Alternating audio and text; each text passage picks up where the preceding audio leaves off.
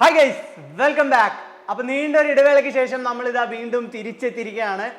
എന്നാലും ISLന്റെ 11ാം സീസൺ ആരംഭിക്കാൻ ഇനി വെറും മണിക്കൂറുകൾ മാത്രമാണ് ഉള്ളത്. ബ്ലാസ്റ്റേഴ്സിൽ ഒരുപാട് ട്രാൻസ്ഫറുകളും കാര്യങ്ങളും എല്ലാം നടന്നിട്ടുണ്ട്. അതിൻ്റെ വീഡിയോ കാര്യങ്ങളൊന്നും ചെയ്തിട്ടുണ്ടായിരുന്നില്ല. എന്തായാലും ഇപ്പോൾ നമ്മൾ നോക്കാൻ പോകുന്നത് ബ്ലാസ്റ്റേഴ്സിൻ്റെ സ്ക്വാഡിനെ ഒന്ന് ചെറുതായിട്ടൊന്ന് എൻ്റെ രീതിയിൽ അനലൈസ് ചെയ്യാൻ പോവുകയാണ്, ഇത്തവണത്തെ ബ്ലാസ്റ്റേഴ്സിൻ്റെ സ്ക്വാഡിനെ. അപ്പോൾ എന്തായാലും വീഡിയോ മുഴുവനായി തന്നെ കാണാം. വീഡിയോ ഇഷ്ടപ്പെട്ടാൽ ലൈക്ക് ചെയ്യാനും ഷെയർ ചെയ്യാനും സബ്സ്ക്രൈബ് ചെയ്യാനും മറക്കരുത്. അപ്പോൾ നമുക്ക് സമയങ്ങളതെ വീഡിയോയിലേക്ക് കിടക്കാം. ആദ്യം തന്നെ ബ്ലാസ്റ്റേഴ്സിൽ നടത്തിയിരിക്കുന്ന ഏറ്റവും വലിയ മാറ്റം എന്ന് പറയുന്നത് നമ്മുടെ ഏവരുടെയും പ്രിയങ്കരനായ ഇവാൻ വിക്കോമനോവിച്ചിന് പകരക്കാരനായി ഇപ്പോൾ ഒരു പുതിയ പരിശീലകനെ ട്രൈ ചെയ്യാൻ പോവുകയാണ്. അതും ഒരു സ്വീഡിഷ് പരിശീലകനെയാണ് ഇത്തവണ ആദ്യമായി ബ്ലാസ്റ്റേഴ്സ് പരിചയപ്പെടുത്തിയിരിക്കുന്നത്. മൈക്കൽ സ്റ്റാറെ എന്ന് പറയുന്ന ഈ ഒരു പരിശീലകന് ഒരുപാട് വലിയൊരു സ്റ്റാറ്റിസ്റ്റിക്സും കാര്യങ്ങളും ഒന്നും ഇല്ലെങ്കിൽ പോലും വളരെ പരിചയസമ്പന്നനായിട്ടുള്ള ഒരു പരിശീലകൻ തന്നെയാണ് മൈക്കൽ സ്റ്റാറെ എന്ന് പറയുന്നത്. അത് നമ്മൾ കഴിഞ്ഞ ഡ്യൂറൻറ്റ് കപ്പിൻ്റെ മത്സരങ്ങളിൽ നമ്മൾ അത് കണ്ടതുമാണ്. എന്തായാലും ഒരു ഡിഫെൻസീവ് ഗെയിമിൽ നിന്നും അറ്റാക്കിംഗ് ഗെയിമിലേക്ക് ബിൽഡപ്പ് ചെയ്യുന്ന ഒരു സ്ട്രാറ്റജിയാണ് പുള്ളിക്കാരൻ സാധാരണ യൂസ് ചെയ്യാറുള്ളത്. എത്രത്തോളം വർക്കൗട്ട് ആവും എന്നുള്ളത് നമുക്ക് കാത്തിരുന്ന് കാണാം. ഇനി ബ്ലാസ്റ്റേഴ്സിൻ്റെ ഫോറിൻ സൈനിങ്ങളെ കുറിച്ച് പറയുകയാണെങ്കിൽ 3 താരങ്ങളെ റീറ്റെയിൻ ചെയ്തു. 3 ശരിക്കും പറയുകയാണെങ്കിൽ 4 പേരാണ്. എന്നാലും 3 താരങ്ങളെയാണ് ബ്ലാസ്റ്റേഴ്സ് റീറ്റെയിൻ ചെയ്തിരിക്കുന്നത്. ഒന്ന് Adrian Luna, Milos Drincic and Kwame Peprah. ഇതിൽ ഉൾപ്പെടാതെ വരുന്ന ഒരു താരം കൂടി ഉണ്ട്, അത് ഞാൻ പിന്നീട് പറയാം. എന്തായാലും ഈ 3 താരങ്ങളെയാണ് ഇപ്പോൾ ISLൽ രജിസ്റ്റർ ചെയ്തിരിക്കുന്നത്.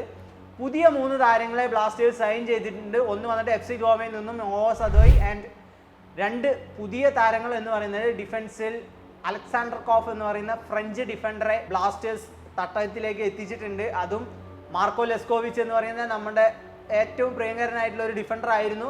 പുള്ളിക്കാരന് റീപ്ലേസ്മെൻ്റ് ആയിട്ടാണ് അലക്സാണ്ടർ കോഫ് എന്ന് പറയുന്ന ഈ ഒരു ഡിഫൻഡറെ ബ്ലാസ്റ്റേഴ്സ് ടീമിലേക്ക് എത്തിച്ചിരിക്കുന്നത്. ഇനി ബ്ലാസ്റ്റേഴ്സ് ആരാധകർ മൊത്തം വിമർശിച്ചിട്ടുള്ള ഒരു കാര്യമാണ് ദിമിത്രിയോസ് ഡയമൻഡക്കോസ് എന്ന് പറയുന്ന നമ്മുടെ ഏവരുടെയും പ്രിയങ്കരനായ ഗ്രീക്ക് ദേവനെ ബ്ലാസ്റ്റേഴ്സ് പുറത്താക്കിയിരിക്കുന്നത് എന്നുള്ളത്.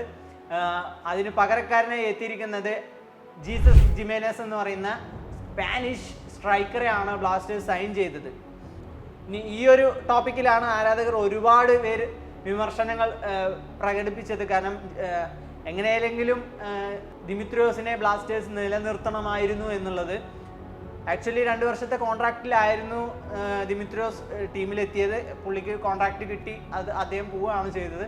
അപ്പോൾ എന്തായാലും അതും ഒന്നും നമ്മൾ കണക്കിലെടുക്കുന്നില്ല. പുതിയൊരു താരത്തെ എത്തിയിരിക്കുന്നു. അറ്റ് എൻഡ് നമുക്ക് റിസൾട്ടുകളാണ് ആവശ്യം. എന്തായാലും പുള്ളിക്കാരൻ വളരെ എക്സ്പീരിയൻസ്ഡ് ആയിട്ടുള്ള ഒരു സ്ട്രൈക്കർ തന്നെയാണ് ജീസസ് ജിമേനസ് എന്ന് പറയുന്നത്. ബോക്സിൻ്റെ ഉള്ളിൽ വളരെ അപകടങ്ങൾ വിതയ്ക്കാൻ സാധിക്കുന്ന ഒരു പ്ലെയർ തന്നെയാണ് ജീസസ് ജിമേനസ് എന്ന് പറയുന്നത്. അപ്പോൾ എന്തായാലും നമുക്ക് അത് കാത്തിരുന്ന് കാണാം. ഇനി ബ്ലാസ്റ്റേഴ്സിൻ്റെ ഇത്തവണത്തെ ഒരു സ്ക്വാഡ് എടുത്ത് പരിശോധിക്കുകയാണെങ്കിൽ മറ്റുള്ള ടീമുകളെ കമ്പയർ ചെയ്യുമ്പോൾ വളരെ ഹെവി സ്ക്വാഡ് എന്നൊന്നും നമുക്ക് പറയാനായിട്ട് സാധിക്കില്ല. പ്രത്യേകിച്ച് നോക്കുകയാണെങ്കിൽ ഒരുപാട് ബാക്കപ്പ് പ്ലെയേഴ്സ് ഒന്നും നമുക്ക് അതാത് പൊസിഷനിൽ നമുക്ക് കൃത്യമായി ഇല്ല എന്നുള്ളത് നമുക്ക് വ്യക്തമായി അറിയാവുന്ന ഒരു കാര്യമാണ്.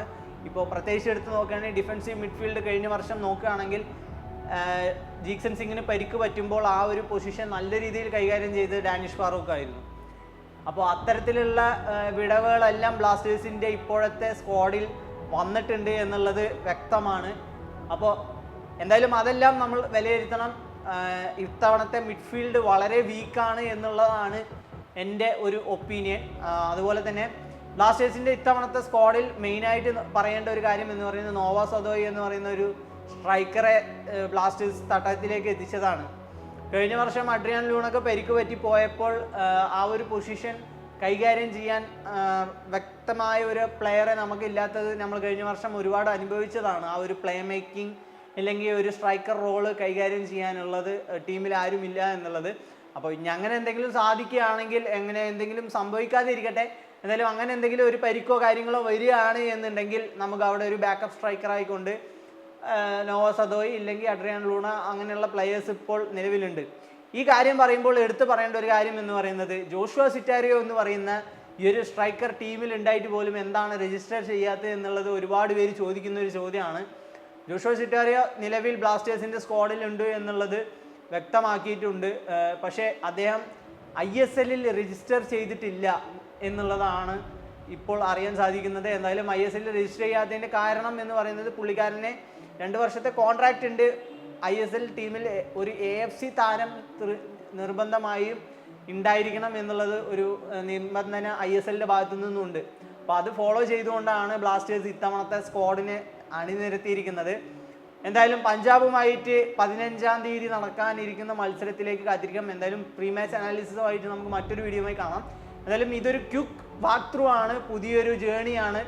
ഈ ഒരു ടീമിനെ കുറിച്ച് നിങ്ങളുടെ അഭിപ്രായങ്ങൾ എന്താണ് എന്നുള്ളത് താഴെ കമൻറ്റ് ചെയ്യാൻ മറക്കരുത്.